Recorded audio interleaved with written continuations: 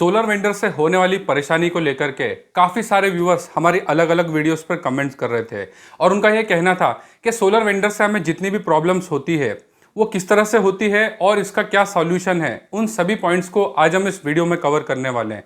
तो यदि आप भी एक सोलर सिस्टम किसी वेंडर से लगवा चुके हैं जिसमें आपको किसी तरह की कोई परेशानी का सामना करना पड़ रहा है, या फिर आप सोलर सिस्टम अभी लगवाना चाहते हैं किसी वेंडर से, तो आपको किसी भी तरह की कोई परेशानी का सामना ना करना पड़े, या जो भी प्रॉब्लम्स आती है वो किस तरह से आती है, इन सभी पॉइंट्स को जानने के लिए इस वीडियो को लास्ट तक जरूर देखिएगा। देखिए फ्रेंड, जब भी हमें कोई सोलर सिस्टम लगाना होता है, खास करके ऑन ग्रिड या हाइब्रिड सोलर सिस्टम जिन्हें कि हम पीएम सूर्यग्रह योजना के अंतर्गत लगाते हैं और जिसमें हमें सब्सिडी भी मिलती है, तो उस कनेक्शन को हमें सोलर वेंडर के थ्रू लगवाना होता है।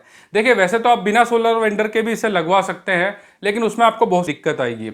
इस वजह से हमें सोलर वेंडर से ही लगवाना होता है। देखिए, जब भी आप किसी सोलर वेंडर से कोई सोलर कनेक्शन लगवाने जा रहे हैं या आप पहले से लगवा चुके हैं, तो उनमें किन किन पॉइंट्स का हमको ध्यान रखना होता है। उसमें सबसे पहला पॉइंट होता है वेंडर का कोटेशन।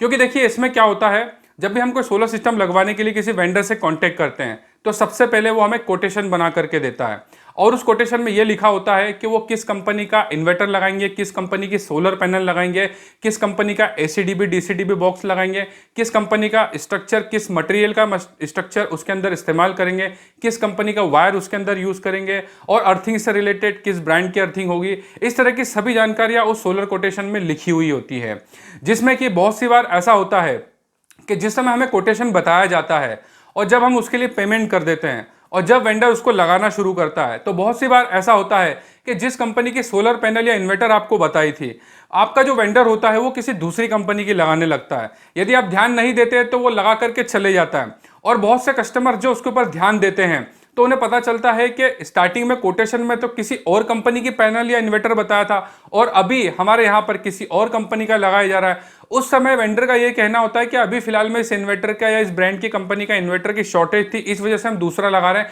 और यह सेम वही क्वालिटी का है। जब भी कभी आपके साथ इस तरह की प्रॉब्लम होती है तो यह समझ लीजिए आपके साथ स्कैम हो रहा है। यदि आपके सोलर कनेक्शन के कोटेशन में उदाहरण के लिए उन्होंने पॉलीकैब का इन्वर्टर बोला था या लुमिनस का बोला था और उसकी जगह वो किसी चाइनीज ब्रांड का इन्वर्टर लगा रहे हैं, समझ लीजिए आपके साथ स्कैम हो रहा है। अगर आपके कोटेशन में पॉलीकैब, लुमिनस या हेवल्स जैसे या किसी और बड़े ब्रांड का इन्वर्टर उसमें बताया गया था, लेकिन इंस्टॉलेशन के समय आपके वेंडर ने उसकी कंपनी को चेंज कर दिया है ये बोल करके कि अभी शॉर्टेज है या ये सेम वैसा ही परफॉर्मेंस देता है, तो समझ लीजिए आपके साथ स्कैम हो रहा है। उसको आपको तुरंत वहीं रोकना है और आपको नहीं लगवाना है जो कोटेशन में बताया गया है। ऐसा ही सोलर पैनल में भी होता है। बहुत सी बार जैसे उदाहरण के लिए आपको वारी, अडानी या किसी और ब्रांड का बोला है और लगाते समय वो किसी और ब्रांड का लगा रहे हैं, तो इसमें भी आपको लगाने से उसको रोकना है। ऐसा बिल्कुल भी नहीं करना है। वो किसी भी तरह के बहाने बनाते हैं कि अभी शॉर्टेज है या अभी अवेलेबल नहीं है या ये सेम ही है, उस कंडीशन में आपको नहीं लगाना है। जिस ब्रांड या कंपनी का आपको कोटेशन दिया गया था, जिसके ऊपर एग्री होकर के आपने उनको पेमेंट किया था, उसी ब्रांड का आपको लगाना है, अदर किसी ब्रांड का नहीं लगाना है। यदि वो ऐसा बोलते हैं कि अभी इसका शॉर्टेज है या अभी अवेलेबल नहीं है या टाइम लगेगा, इस तरह का कोई भी बहाना आपका वेंडर बनाता है, तो आप डील को तुरंत कैंसिल कर दीजिएगा। ये आपका राइट्स है, इसके लिए आपको कोई मना नहीं कर सकता, क्योंकि हमारे पास एक प्रॉपर कोटेशन था जिसके बेसिस पे हम तैयार हुए थे उस कनेक्शन को लगवाने के लिए।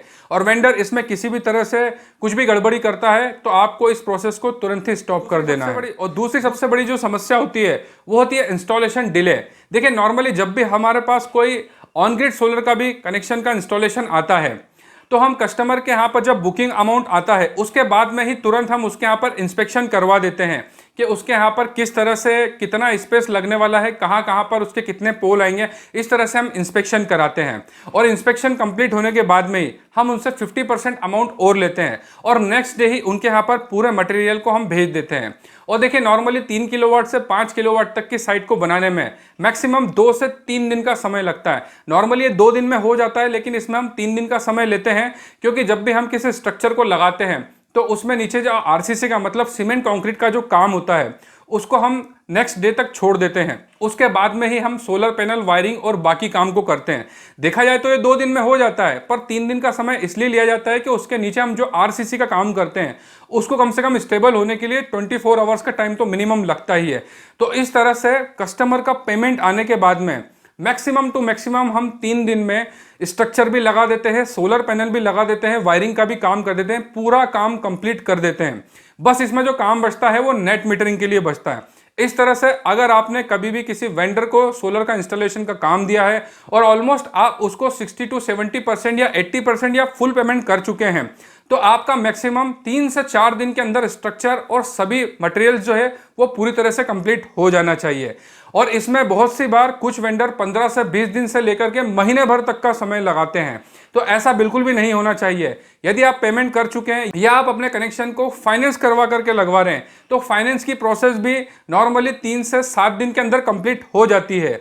तो इस तरह से फाइनेंस पीरियड कंप्लीट होने के बाद में मैक्सिमम आपके यहां पर इंस्टॉलेशन में 3 से 4 दिन या मैक्सिमम आप 1 वीक तक का समय भी मान सकते हैं। आपका इंस्टॉलेशन कभी भी 1 वीक से डिले नहीं होना चाहिए। इसके बाद में तीसरी सबसे बड़ी समस्या आती है, जो कि डीसीआर के साथ में नॉन डीसीआर पैनल को लगाना होता है। हालांकि देखिए, अब तो नॉन डीसीआर पैनल मार्केट से धीरे धीरे पूरी तरह से खत्म हो जाएगी, क्योंकि आप सभी को पता है कि अब नॉन डीसीआर पैनल बंद होने वाली है। जितनी भी नॉन डीसीआर पैनल अभी मार्केट में अवेलेबल है, उनको आप किसी भी कनेक्शन में लगाते हैं तो उसकी लास्ट डेट जो है वो 31 जनवरी 2027 है। इसके बाद में नॉन डीसीआर पैनल का हम इस्तेमाल नहीं कर सकते हैं। अभी गिव अप सब्सिडी का जो एक ऑप्शन है, जिससे कि आप सब्सिडी गिव अप करके नॉन डीसीआर पैनल को लगा सकते हैं। अगर आप कोई बड़ा प्लांट 8 किलोवाट या 10 किलोवाट का लगा रहे हैं, तो उसमें आप नॉन डीसीआर पैनल लगाते हैं तो सब्सिडी से ज्यादा बेनिफिट आपको उसके अंदर मिलता है। इस वजह से बहुत से कस्टमर 8 किलोवाट 10 किलोवाट या उससे बड़े प्लांट के अंदर नॉन डीसीआर पैनल लगाते थे, तो उनको लगभग 1 लाख रुपए का डिफरेंस आता था, मतलब उतना अमाउंट कम देना होता था। वहीं पर सब्सिडी आपकी 78,000 की मिलती थी। लेकिन अब क्या हो रहा है कि नॉन डीसीआर पैनल तो वैसे बंद हो चुकी है। पहले क्या होता था कि जैसे आप 5 किलोवाट का प्लांट लगवा रहे हैं या 8 किलोवाट का प्लांट लगवा रहे हैं, तो आपसे पैसे डीसीआर पैनल के लिए जाते थे, जो थोड़ी महंगी होती हैं, और आपके यहाँ पर 3 किलोवाट तक तो डीसीआर पैनल लगाई जाती थी, ताकि आपको 78,000 की सब्सिडी मिल जाए। क्योंकि 3 किलोवाट से लेकर के 10 किलोवाट तक के घरेलू कनेक्शन में फिक्स्ड 78,000 की सब्सिडी मिलती है। तो उस वजह से वेंडर क्या करते थे कि 3 किलोवाट की पैनल आपके यहाँ पर डीसीआर लगाते थे, और बाकी जितने वाट होते थे, जैसे 6 किलोवाट है तो 3 किलोवाट उसमें नॉन डीसीआर पैनल लगा देते थे। उससे वेंडर का तो फायदा होता था, लेकिन वो तो आपसे डीसीआर पैनल का प्राइस लेता था। इस तरह से बहुत से लोगों के साथ पहले स्कैम हो चुका है, जब उनको पता ही नहीं होता था कि कोई डीसीआर पैनल भी होती है और नॉन डीसीआर पैनल भी होती है। तो इसका भी आपको ध्यान रखना है। हालांकि आने वाले समय में अब नॉन डीसीआर पैनल का तो रोल पूरी तरह से खत्म ही होने वाला है, तो ये एक प्रॉब्लम तो आगे चल करके आपको फेस नहीं करना पड़ेगी। इसके बाद में फोर्थ प्रॉब्लम जो होती है, वो होती है कोटेशन में जितने भी ब्रांड के जो भी प्रोडक्ट्स बताए गए हैं उनका रेट नहीं बताना। बहुत सी बार क्या होता है कि कस्टमर इन्वर्टर का प्राइस पूछता है, पैनल का प्राइस पूछता है, वायर का प्राइस पूछता है, एसीडीबी डीसीडीबी बॉक्स का प्राइस पूछता है, या स्ट्रक्चर के मटेरियल का प्राइस पूछता है। तो बहुत सी बार उनको वेंडर जो है इसके प्राइस के बारे में कुछ भी जानकारी नहीं देते हैं। वो उन्हें कोटेशन का एक टोटल अमाउंट बता देते हैं, बोले इसके अंदर ही सारा सब कुछ है। जबकि पीएम सूर्यग्रह योजना के जितने भी इवेंट्स होते हैं, उसमें बहुत सी बार ऐसा कहा गया है कि कस्टमर के पास ये राइट होता है कि कोटेशन में जो भी प्रोडक्ट जिस भी कंपनी या ब्रांड का लगाया जा रहा है, उसकी पूरी जानकारी कस्टमर को देना अनिवार्य है। तो इसको लेकर के भी आप क्वेश्चन कर सकते हैं, और वेंडर को आपके इन सभी प्राइसों को डिटेल में भी बताना होगा। फिफ्थ प्रॉब्लम जो होती है वो होती है नेट मीटरिंग में डिले। बहुत सी बार क्या होता है, वेंडर आपका स्ट्रक्चर और सब कुछ कंप्लीट कर देता है, लेकिन नेट मीटरिंग की प्रोसेस में वो लगभग 1 से 2 महीने का समय लगा देते हैं। हमारी काफी सारी वीडियोस पे अलग अलग व्यूअर्स के कमेंट्स आते थे कि 2 महीने हो गए हमारे यहाँ पर अभी तक नेट मीटरिंग नहीं हुई। कोई बोलता है कि 1 महीना हो गया अभी तक नेट मीटरिंग नहीं हुई है, कोई बोलता है कि 3 महीने हो चुके हैं और हमारे वेंडर का भी कोई अता पता नहीं। तो इसमें सबसे बड़ी गलती आप ही की है। अगर आप एक अनऑथराइज्ड वेंडर या इस तरह के वेंडर जो कभी भी अपना प्रॉपर काम नहीं करते हैं, उनसे इस तरह के सोलर प्लांट लगवाते हैं, तो आपको प्रॉब्लम तो फेस करना ही पड़ेगी। आपको कभी भी किसी वेंडर का चयन करने से पहले पता होना चाहिए कि उसने कितने लोगों के यहाँ पर कनेक्शन लगाया है, कितने समय में लगाया है। किसी भी वेंडर को सिलेक्ट करने से पहले उसके द्वारा लगाए गए कम से कम 5 सोलर प्लांट को आप विजिट जरूर कीजिए कि उसने किस तरह का काम किया हुआ है, और वहां के कस्टमर से भी बात कीजिए कि वाकई में इनकी सर्विस अच्छी है कि नहीं, और इनके द्वारा लगाए गए सोलर प्लांट प्रॉपरली वर्क कर रहे हैं कि नहीं। अगर आप इस तरह के काम करते हैं, मतलब पहले से उस वेंडर के काम को देखते हैं, तो इस तरह का स्कैम आपके साथ कभी भी नहीं होगा। काफी सारे लोग नेट मीटरिंग को लेकर के परेशान रहते हैं। वेंडर तो अपना पैसा लेकर के चले जाता है, और उसके बाद में नेट मीटरिंग नहीं होने की कंडीशन में जो उपभोक्ता होता है वो परेशान होता है, क्योंकि जब तक आपका नेट मीटरिंग अप्रूव नहीं होता है बिजली विभाग की तरफ से, जब तक आपका सोलर प्लांट जो है उसे एक्टिव नहीं किया जा सकता। यदि किसी कंडीशन में आप नेट मीटरिंग प्रोसेस कंप्लीट होने के पहले आप अपने सोलर प्लांट को शुरू कर देते हैं, तो बिजली विभाग आपका चालान भी बना सकता है। और बहुत सी बार ऐसा भी देखा गया है कि जो आपकी बिजली एक्सपोर्ट होती है वो आपका नेट मीटरिंग, क्योंकि अभी आज के समय में तो नेट मीटरिंग स्मार्ट मीटर से होती है, पहले के समय में नेट मीटर अलग होता था, लेकिन आज के समय में नेट मीटरिंग जो होती है वो स्मार्ट मीटर से हो जाती है। क्योंकि जो स्मार्ट मीटर होता है वो एक प्रीपेड मोड में भी वर्क करता है, पोस्टपेड मोड में भी वर्क करता है और नेट मीटरिंग मोड में भी वर्क करता है। इस तरह से एक स्मार्ट मीटर 3 काम करता है, जिस वजह से आज के समय में यदि आप कोई सोलर कनेक्शन लगवाते हैं और आपका जो स्मार्ट मीटर है उसको बिजली विभाग ने नेट मीटरिंग में अप्रूव नहीं किया है, मतलब उसको नेट मीटरिंग मोड पर कन्वर्ट नहीं किया है, और आप अपने सोलर प्लांट को चालू कर लेते हैं, तो उस कंडीशन में आपकी जितनी भी बिजली एक्सपोर्ट होती है उसका आपको डबल चार्ज पे करना होता है। मतलब कि वो बिजली तो एक्सपोर्ट हो जाती है, लेकिन आपका जो मीटर होता है वो डबल स्पीड से वर्क करने लगता है, क्योंकि अभी वो या तो प्रीपेड मोड में या पोस्टपेड मोड में है, वो नेट मीटरिंग मोड में नहीं है, और आप अपने प्लांट को चालू कर देते हैं, तो जितनी बिजली एक्सपोर्ट होगी वो एक्सपोर्ट यूनिट भी एज अ इंपोर्ट आपके बिल में काउंट होगी। ये काफी सारे व्यूअर्स के साथ हो चुका है। जितने भी ऐसे लोग जिनके कनेक्शन में नेट मीटरिंग अप्रूव नहीं हुआ था और उन्होंने अपने प्लांट को चालू कर दिया, तो उनका बिजली का बिल कम होने की जगह ज्यादा आने लगा था। उसके पीछे रीजन यही होता है कि आपका जो स्मार्ट मीटर है वो अभी नेट मीटरिंग मोड पर नहीं है, वो प्रीपेड या पोस्टपेड मोड में है। जितनी भी बिजली उसमें से एक्सपोर्ट होगी वो भी इंपोर्ट में काउंट होगी। इसलिए इस बात का आपको ध्यान रखना है। आपका वेंडर आपके कॉन्टेक्ट में होना चाहिए। अगर वो नेट मीटरिंग की प्रोसेस को कंप्लीट नहीं करता है तो उसके पीछे आपको पड़े रहना पड़ेगा। और जैसे देखिए, आपका वेंडर ट्रस्टेड है तो ये काम तो समय पर ही करवा देगा, लेकिन अगर अनट्रस्टेड पर्सन है तो वो आपको परेशान करेगा और फिर आपको उसको ढूंढना पड़ेगा कि हमारा वेंडर कहाँ गया। इसलिए हमेशा एक ट्रस्टेड वेंडर से ही आपको काम करवाना है। इसके बाद जो 6th पॉइंट होता है वो होता है कि आपके सोलर प्लांट के कंप्लीट होने के बाद में प्रॉपर बिल और एग्रीमेंट आपको वेंडर से लेना है। जब भी हम किसी वेंडर से कोई सोलर प्लांट को लगवाते हैं तो उससे रिलेटेड प्रॉपर बिलिंग और एग्रीमेंट आपके पास होना चाहिए, क्योंकि जब भी कोई सोलर वेंडर आपका कोई सोलर प्लांट लगाता है तो उसमें 5 साल की सर्विस उसको देना होती है, जिसमें कि मेंटेनेंस का पूरा काम सोलर वेंडर का होता है। मेंटेनेंस का मतलब ये कि उसने जो स्ट्रक्चर लगाया है उसमें किसी तरह से कोई लूज कनेक्शन हो जाता है, कोई प्रॉब्लम हो जाती है, कोई वायरिंग लूज हो जाती है, या उसके अंदर कोई फ्यूज या एमसीबी खराब हो जाता है, तो उससे रिलेटेड सर्विस उसको देना होती है। जो भी प्रोडक्ट उसके अंदर खराब होता है उसका पैसा तो कस्टमर को देना होता है, लेकिन उससे रिलेटेड 5 साल की सर्विस वेंडर को देना होती है। और जो क्लीनिंग होती है, क्लीनिंग का पैसा भी अलग से लिया जाता है, लेकिन आप चाहें तो अपने वेंडर से क्लीनिंग भी करवा सकते हैं। क्लीनिंग का चार्ज वेंडर को आपको देना होता है। कुछ वेंडर ऐसे भी होते हैं जो 1 साल या 2 साल या कुछ महीने की आपको क्लीनिंग की भी फ्री सर्विसेज देते हैं। अगर आपके कोटेशन में उन्होंने फ्री क्लीनिंग के या किसी और सर्विस के बारे में मेंशन किया है तो वो सर्विस भी आपको मिले, उसके लिए आपके पास प्रॉपर एग्रीमेंट और बिल होना चाहिए। तभी आप वेंडर से उस चीज को करवाने के लिए ब्लेम कर सकते हैं या कंज्यूमर फोरम में उसकी कंप्लेंट कर सकते। तो इसलिए आपके पास अपने सोलर वेंडर का प्रॉपर बिल, जो आपके यहाँ पर इन्वर्टर वगैरह सोलर पैनल जो भी लगे, उन हर एक प्रोडक्ट का आपके पास बिल होना चाहिए, ताकि वेंडर यदि काम छोड़ देता है तो आप फ्यूचर में अपने सोलर इन्वर्टर या फिर अपने जो सोलर की पैनल्स हैं, या अगर आपका हाइब्रिड कनेक्शन है तो उसके अंदर जो बैटरियां लगी है उससे रिलेटेड आप वारंटी को क्लेम कर सकें। क्योंकि वेंडर जरूरी नहीं कि लाइफ टाइम यही काम करे, हो सकता है कुछ वेंडर 2-4 साल 5 साल बाद इस काम को बंद कर देते हैं, लेकिन आपके पैनल के ऊपर 25 से 30 साल की वारंटी है, आपके सोलर इन्वर्टर के ऊपर 5 से 10 साल की वारंटी है, आपकी बैटरी के ऊपर भी 5 से 7 साल या 8 साल की वारंटी हो सकती है। तो जितने भी प्रोडक्ट आपके सोलर कनेक्शन में लगे हैं उसके आपके पास बिल्स होना चाहिए, और वेंडर का एग्रीमेंट भी होना चाहिए जिसमें कि उसके सर्विस से रिलेटेड टर्म एंड कंडीशन लिखी हैं। तो इससे अगर वेंडर आपको किसी भी तरह से कोई सर्विस नहीं देता है तो इन फ्यूचर आप कंज्यूमर फोरम में या पीएम सूर्यग्रह के पोर्टल पर भी इसकी कंप्लेंट कर सकते हैं। तो ये 6 समस्या थी जो सबसे ज्यादा हमें वेंडर से आती है। इसके अलावा छोटी मोटी और भी बहुत सारी समस्याएं हैं, लेकिन ये जो 6 प्रॉब्लम मैंने आपको बताई ये सबसे बड़ी प्रॉब्लम है, जिससे कि आपका एक सोलर प्लांट जो है कंप्लीट नहीं होता है और कहीं ना कहीं रुक जाता है।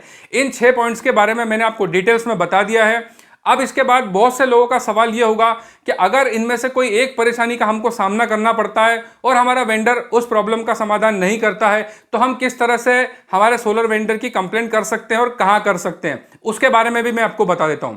जब भी कोई सोलर वेंडर आपके कोटेशन के अकॉर्डिंग आपको सर्विसेज नहीं देता है तो उसकी कंप्लेंट करने के लिए आपके पास टोटल 3 तरीके होते हैं। सबसे पहला जो होता है, पीएम सूर्यग्रह योजना की जो वेबसाइट है उसके ऊपर है ग्रीवेंस पोर्टल होता है जहां पर आप वेंडर की कंप्लेंट कर सकते हैं। और दूसरी जो जगह होती है कंप्लेंट करने की वो होता है जन समर्थ पोर्टल, क्योंकि जब भी हम कोई सोलर कनेक्शन के लिए अप्लाई करते हैं तो वेंडर इसकी पूरी प्रोसेस जन समर्थ पोर्टल पर करता है, जहां पर आपका रजिस्ट्रेशन होता है। यदि आपने फाइनेंस कराया तो बैंक सिलेक्शन भी वहीं पर होता है। इसके अलावा फिजिबिलिटी और आपके सोलर कनेक्शन से संबंधित सारी सब्सिडी से रिलेटेड और आपके सोलर कनेक्शन से रिलेटेड जितने भी जो इंपॉर्टेंट पॉइंट्स होते हैं वो जन समर्थ पोर्टल पर रजिस्टर किए जाते हैं।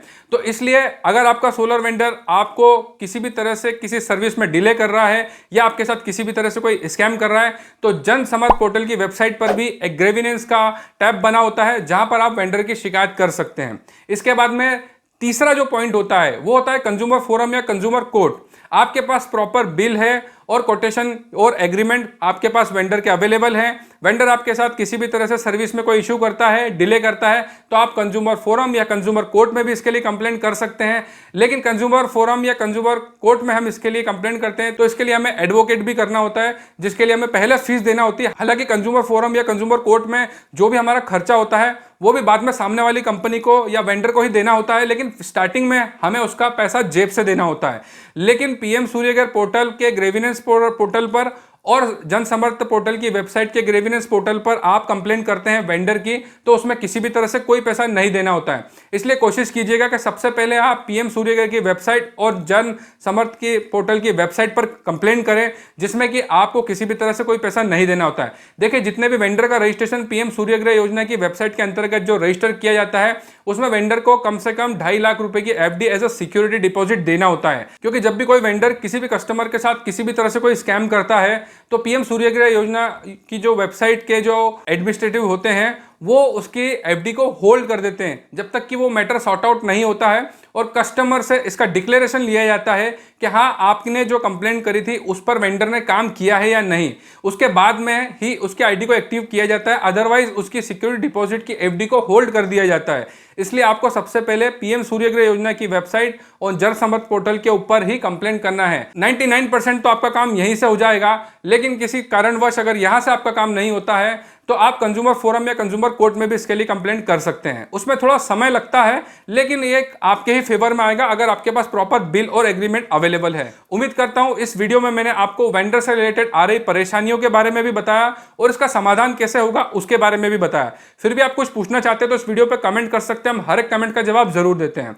और यदि आप पर्सनली हमसे बात करना चाहते हैं तो आप कॉल कंसल्टेशन बुक कर सकते हैं, जिसके लिंक हमारे हर वीडियो के डिस्क्रिप्शन में होती है। और हमारी वेबसाइट बिजलीफोरम.com से भी आप 1 क्लिक पे कॉल कंसल्टेशन बुक कर सकते हैं, जिसके बाद हमारे द्वारा कॉल किया जाता है और आपकी जो भी समस्या है उससे संबंधित गाइडेंस दिए जाते हैं। और वैसे भी आप किसी भी वीडियो पे कमेंट्स कीजिए, हम हर एक कमेंट का जवाब तो देते ही हैं। विद्युत उपभोक्ता की जागृति और संरक्षण के लिए हम इस तरह के वीडियोस बनाते रहते हैं, इसलिए हमारे वीडियो को ज्यादा से ज्यादा शेयर कीजिए। वीडियो देखने के लिए बहुत बहुत धन्यवाद। जय हिंद, वंदे मातरम।